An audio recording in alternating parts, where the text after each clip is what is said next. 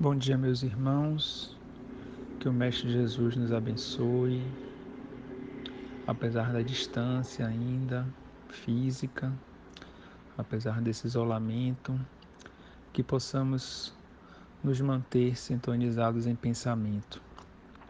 Busquemos agora fechar os nossos olhos, respirar fundo e nos transportar ao salão doutrinário da nossa casa de oração, do nosso Centro Espírita Cristo Redentor, buscando sintonizar com os nossos protetores, os protetores da nossa casa, e pedindo a eles que iluminem a nossa mente, o nosso espírito, para que possamos compreender melhor as mensagens trazidas por Jesus e que essas mensagens possam contribuir com a nossa transformação moral e nos ajudar no nosso dia a dia a superar as dificuldades, buscando sermos pessoas cada vez melhores. O tema da nossa reflexão de hoje se baseia no texto Guardemos Saúde Mental, contido no livro Pão Nosso, psicografado por Chico Xavier, em que Emmanuel nos traz uma reflexão sobre a nossa conduta enquanto encarnados e de que forma isso reflete no nosso retorno à pátria espiritual. Todos já devem ter ouvido falar uma frase que diz que a única coisa certa na vida é a morte. Ou seja, independente da crença que temos, ou até se não tivermos nenhuma religião, nenhuma crença, sabemos que a nossa vida corporal tem um fim, que é a morte. Por isso a morte sempre trouxe muitos sentimentos ao homem, na maioria das vezes sentimentos ruins, de medo, angústia, inquietação, para os materialistas porque representa o fim de tudo. Para os que creem na vida após a morte, acredito que o receio não seja nem tanto da morte em si, mas principalmente do que vem depois. O que nos acontecerá após o desencarne? Para onde iremos? Muitos dizem que após a morte o ser descansará. Será que após a morte deixamos para trás todas as nossas imperfeições e viramos seres perfeitos? O Espiritismo descortina essas indagações e nos mostra que levamos nossas conquistas morais, mas também nossas imperfeições. Emmanuel nos traz que a morte da carne não impõe as delícias celestiais. O homem encontra-se além do túmulo com as virtudes e os defeitos, ideais e vícios a que se consagrava no corpo. As diversas obras espíritas nos trazem uma visão clara dessa vida após a morte. A própria experiência trazida por André Luiz nos deixa claro como os nossos pensamentos e as nossas atitudes influenciam a forma como retornamos à pátria espiritual. No livro Nosso Lar, ele descreve os momentos após o seu desencarne, até ele ser acolhido por Clarencio e levado à colônia Nosso Lar. Ele relata a agonia sofrida nas zonas inferiores, descreve as visões de espíritos com formas diabólicas, expressões animalescas, seres monstruosos. Refere que ouvia gargalhadas sinistras, gritos incessantes, sentiu-se desanimado, abandonado, angustiado e às vezes prisioneiro até da loucura. No auge do seu desespero, já não suportando mais as acusações e o assédio incessante daquelas forças perversas, entregou-se à oração, suplicando auxílio para sair daquela situação em que se encontrava. André, que sempre odiou as religiões, experimentou a necessidade de um conforto, um acolhimento pela espiritualidade maior. E assim Clarencio foi enviado para resgatar André Luiz e levá-lo à colônia Nosso Lar.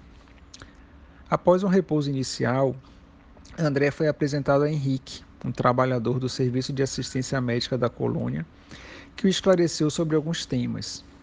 Desde sua permanência nas zonas inferiores, André era acusado de ter praticado suicídio, mas ele não entendia o porquê dessas insinuações. Então o irmão Henrique o esclareceu. E eu peço licença aqui a vocês para ler alguns trechos dessa conversa de Henrique com André. Então Henrique esclarece a André e ele fala: o organismo espiritual apresenta em si mesmo a história completa das ações praticadas no mundo.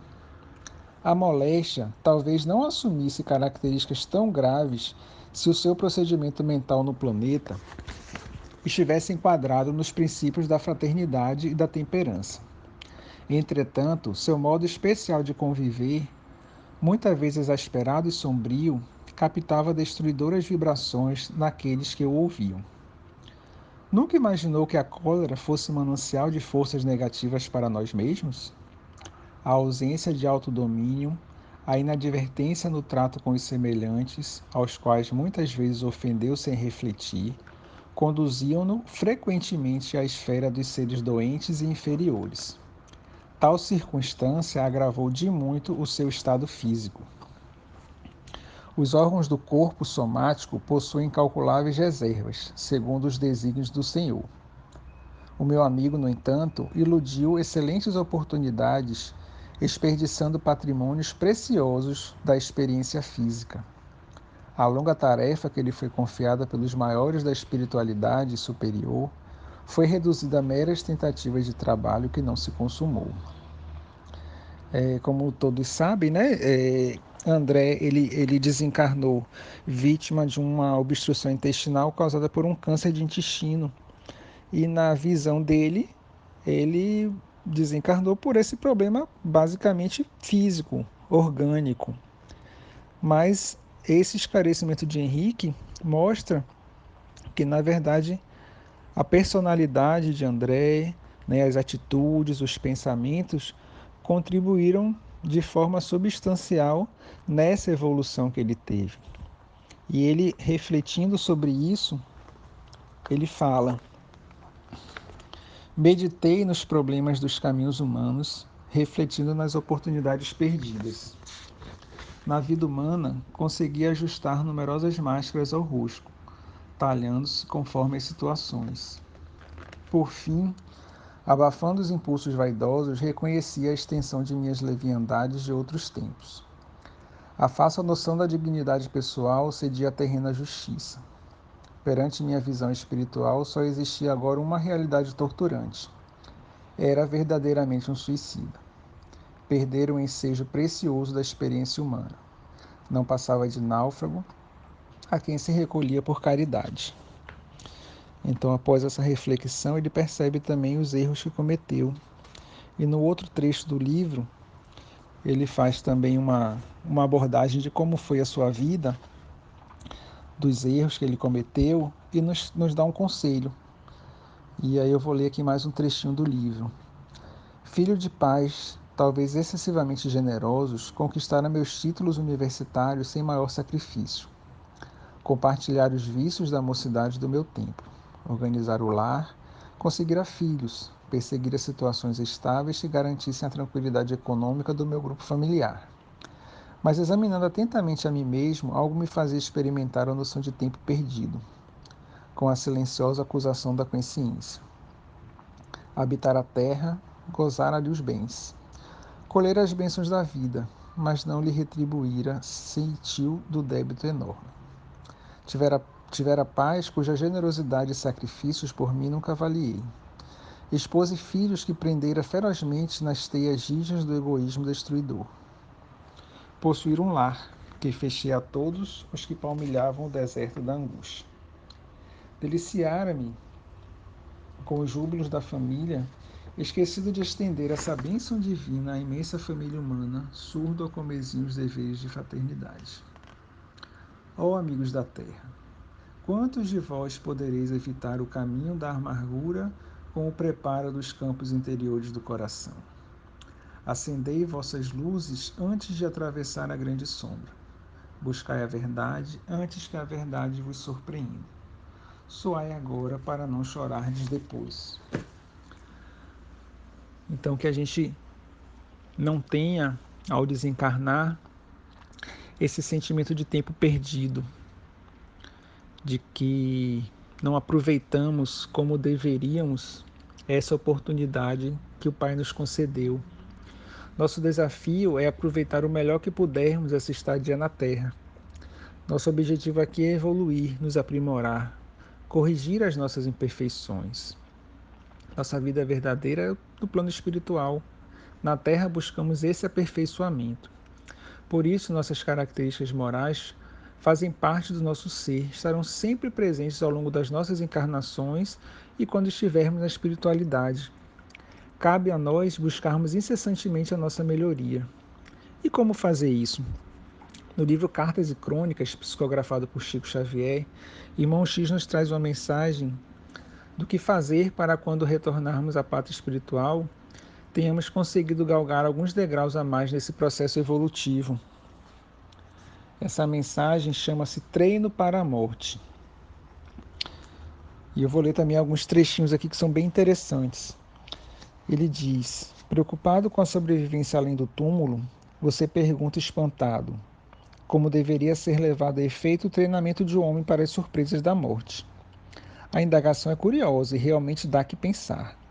Creia, contudo, que por enquanto não é muito fácil preparar tecnicamente um companheiro à frente da peregrinação infalível. Preliminarmente, admito deva referir-me aos nossos antigos maus hábitos. A cristalização deles aqui é uma praga tiranizante. Comece a renovação de seus costumes pelo prato de cada dia. Diminua gradativamente a volúpia de comer a carne dos animais. Os excitantes largamente ingeridos constituem outra perigosa obsessão. Tenho visto muitas almas de origem aparentemente primorosa dispostas a trocar o próprio céu pelo uísque aristocrático ou pela nossa cachaça. Tanto quanto lhe seja possível, evite os abusos do fumo e infunde pena à angústia dos desencarnados amantes da nicotina. Não se renda à tentação dos narcóticos, por mais aflitivas que lhe pareçam as crises do estágio do corpo. Aguente firme os golpes da luta. As vítimas da cocaína, da morfina e dos barbitúricos demoram-se largo tempo na cela escura da sede e da inércia. E o sexo? Guarde muito cuidado na preservação do seu equilíbrio emotivo. Temos aqui muita gente boa carregando consigo o inferno rotulado de amor. Se você possui algum dinheiro ou detém alguma posse terrestre, não adie doações, caso esteja realmente inclinado a fazê-las. Sobretudo, não se apegue demasiado aos laços consanguíneos. Ame sua esposa, seus filhos e seus parentes com moderação, na certeza de que um dia você estará ausente deles e de que, por isso mesmo, agirão quase sempre em desacordo com a sua vontade, embora lhe respeitem a memória. Se você possui o tesouro de uma fé religiosa, viva de acordo com os preceitos que abraça. É horrível a responsabilidade moral de quem já conhece o caminho sem equilibrar-se dentro dele. Convença-se de que você não experimenta simpatia por determinadas criaturas. Há muita gente que suporta você com muito esforço. Por essa razão, em qualquer circunstância, conserve seu nobre sorriso. Trabalhe sempre, trabalhe sem cessar. O serviço é o melhor dissolvente de nossas mágoas. Ajude-se pelo leal cumprimento de seus deveres. Diante de tudo isso, busquemos ter bons pensamentos, bons hábitos e boas atitudes. Valorizemos o nosso tempo com o que for útil ao nosso desenvolvimento moral.